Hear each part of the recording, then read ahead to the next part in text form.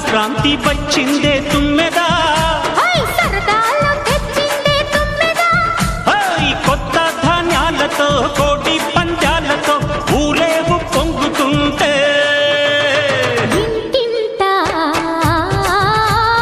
పేరంటం, ఊరంతా ఉల్లాసం. కొత్త అల్లుళ్లతో కొంటే మరదళ్లతో పొంగే హేమంత సిరులు.